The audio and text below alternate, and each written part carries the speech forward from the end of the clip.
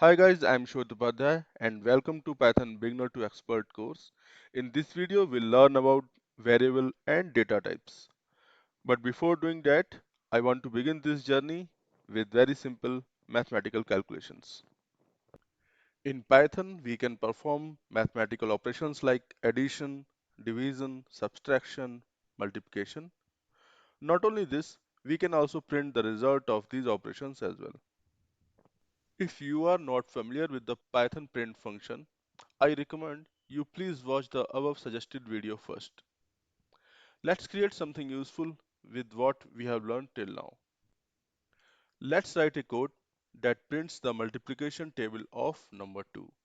For this, we are going to use print function and multiplication operation. That's it.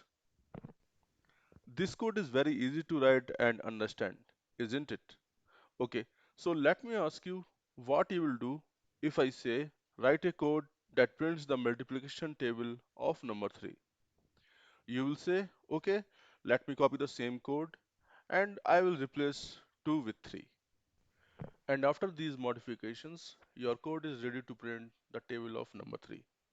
But if you notice here, you need to replace 2 with 3 at multiple places. So let me help you to speed up this. In Notebook, not only one, you can also have multiple cursors at the same time. For this, you just need to hold the Alt key and go to the place where you need a new cursor and just do a click. You will see a new cursor at this place. You can repeat the same step again. For example, go to at the start of number 2 and do a click. By doing this, we can have multiple cursors and we can replace all of the 2's with 3 at a one go. Now our code is working as expected. Let me ask you a follow-up question. What you will do if I ask you to modify this code that prints the multiplication table of any given number? Don't worry, I know this is not possible with the current approach. Why? Because our code is using hard-coded values and it is very much dependent on those. So let's remove this dependency by using variables. So what is variable? Variable is just a name which is used to refer the data. For example, user ID is the variable name which refers the string data. So if you want to modify the user ID to refer some other data, that is also possible. After the modification, this variable will refer the new updated value. We can modify the value of variable at any point of time. In Python, the variable is created as soon as the value is assigned to it. We use equal operator for assigning a value to the variable. So in Python, if we want to create a variable, this is how we do it. Variable name comes at the start, then equal operator. After that, the value which we want to refer with this variable. But we can't just give anything as a variable name. There are some restrictions as well. You can create a variable name by using English alphabet from A to Z, numbers from 0 to 9, and underscores. Any other character except these are not valid to use. Python will throw an error. These are the example of valid variable names and these are invalid names. Python will throw an error because here we have used other characters like at the rate, dollar, and space in these names. In Python, variable name starts only with a letter or underscore. You can't use number at the starting of the variable name. Variable names are case sensitive. For example, here I have created 4 variables and all of them are made up of same characters. But they are all different because in Python, lowercase letters are not same as uppercase letters. We can't use keywords as a variable name. Keywords are predefined reserved words used in programming language and they have special meaning. For example, if we want to write a function, then we need to use def keyword at the start of the function name. So what will happen if you use keywords as a variable name? Python will throw an error in this case.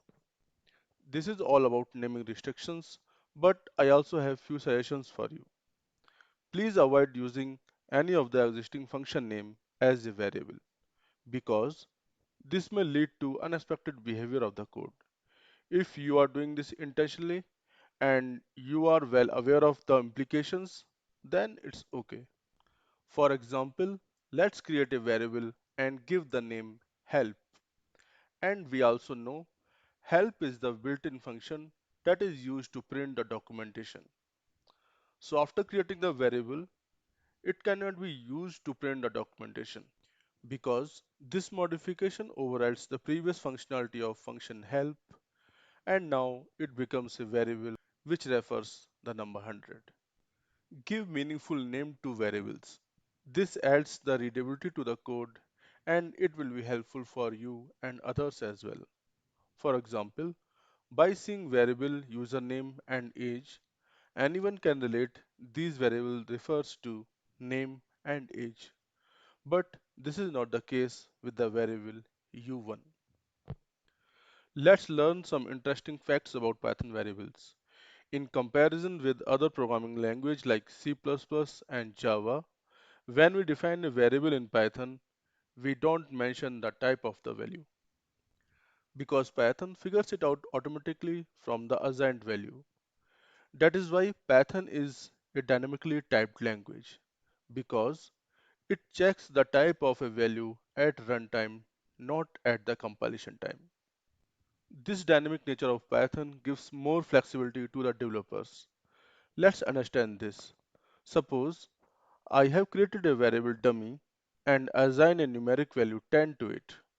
In Python, you are allowed to assign a different type of value to the same variable. But this is not the case with other programming language. The reason is same because in C++ and Java, at the time of variable definition, we also mention the type of a value that variable can have. If later in the code we change the type, this will throw an error. But in Python, this is a valid code. Let me remind you a famous dialogue: with great power comes great responsibility. So on the same note, if you do not handle this flexibility of Python carefully, this can lead to an issues at runtime. Let's check another example where we add 100 to the dummy variable. But at the time of reassigning, by mistake, we added a string 20 instead of a number. This will cause a runtime error because we can't add string 20 and number together. Let's make our understanding of Python variables more concrete with the help of this Python code. This code looks very simple, but a lot happens internally. Let's break this code line by line and understand. So when Python executes a equal to 10, it first checks, do I have an object of numeric 10 in memory? If not, then it creates the object first. After that, it creates a variable named a that refers to this object. After this, Python executes b equal to 10. Then again, Python performs a check if object of number 10 is present in memory. In this case, we already have that, so Python will not create a new object. It will create a variable b that will refer this already created object. So now variable a and b are referring the same object. Next line is c equal to 20. Python will do the same check because 20 is not present in the memory. It first creates an object and assign this to a variable c. After this, Python will execute the last line that is c equal to 30. Python will check if 30 exists in memory. If not, it creates an object and assign this newly created object to the variable c. Now the variable c starts referring 30 instead of 20. And this completes the example. I know we have covered a lot about variables, and it's okay if some of these concepts are still not clear. So I recommend please watch the video again so that we are all on the same page. Let's create variables by writing some Python code. Adding a variable to the Python code is very easy. We just need to write a variable name followed by the equal operator and the value. Let's print this variable. All of the operations which are valid for a number can also be performed by using this variable. You can also save the result of these operations either in a new variable or in already created variable. Now going forward, variable num will refer the number 11. We can also use existing variable for creating a new one. In this example, both I and j refers the same value. Let's add multiple variables. Here they all refers to the same number. You can also achieve the same behavior with just one line of code. In Python, one-liners are very famous. Let's create multiple variables, but this time they all refers the different values. We also have a one-liner to perform the same task. Let's look at the examples of valid and invalid variable names. Let me remind you, in Python, we can only use letters from A to Z, numbers from 0 to 9, and underscore in the name of variables. These are the examples of valid variable names. Let's see what will happen if we add a dollar symbol in the variable name. Python will give the syntax error. Syntax errors are the most basic type of error. They arise when the Python parser is unable to understand the code. Jupyter Notebook or PyCharm IDE will also highlight the line of code where the syntax error is. Let's see one more example, but this time we'll add a space in between. As expected, we got the same syntax error.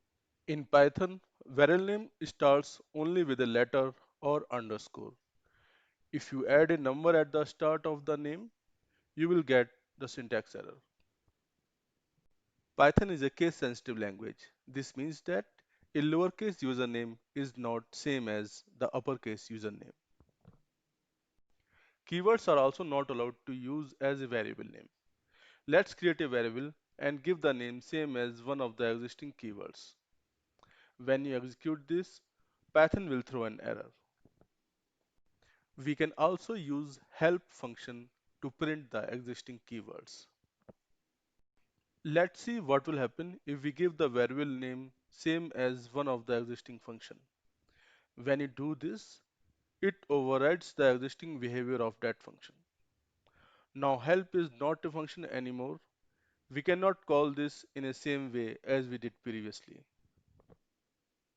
But now it turned into a numeric variable. You can do all of the operations that is allowed for a numeric values. Python is a dynamically typed language. Because of this, it gives the flexibility to the developers to assign a different type of values in the same variable. But this may also lead to some runtime issues if we don't use this feature carefully. In Python, everything is object. So whenever Python creates a new object, it assigns the unique ID for that object. We can print this by using the ID built-in function. I have already explained this. When Python executes this line, it first creates the object of number 101 if the object is not exist in the memory and assigns the same object to the variable a.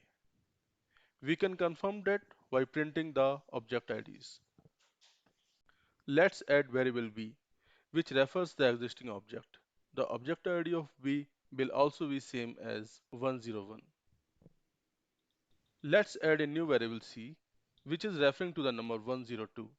So again, Python performs the same steps. It first creates the object and assigns the same to variable c.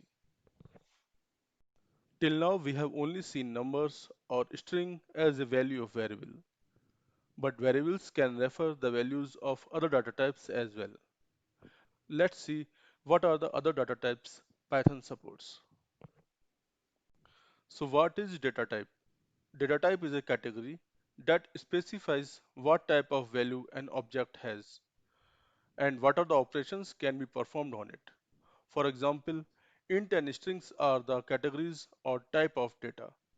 We can perform mathematical operations on int, but the same are not allowed on strings values. Python supports various data types. Let's look at few of them. Any positive and negative whole numbers are represented by int data type. Few possible examples of int data you can see on the screen. Int data can be as big as you need it. The only constraint is the amount of memory your system has. Float data type represents decimal point numbers. In Python, float numbers are accurate up to 15 decimal places. Next data type is string. I hope you remember this from the previous video. String is a sequence of characters, or in simple words, you can think as a text data. And these are the few possible examples of string values. Now comes the Boolean or bool data type. Bool data type has only two values, true or false. In other way, you can think like right or wrong. These values are used to represent the outcome of logical expressions and Boolean algebra as well. For an example, I have a variable age. The variable above 18 represents the result of logical expression age is greater than 18. If the expression satisfies the criteria, it will return true, otherwise false. Not only these, Python have other data types as well. For an example, none, list, tuple, set, dictionary. There are a lot to explain about these data types. I will create a separate video for that. Let's see the example of these data types in action. Int data type. Int data can have positive or negative whole numbers. In Python, you can have a very big int value as well. If you want to know the type of object, we can use the type built-in function. It confirms that the value refers by I is an object of class int.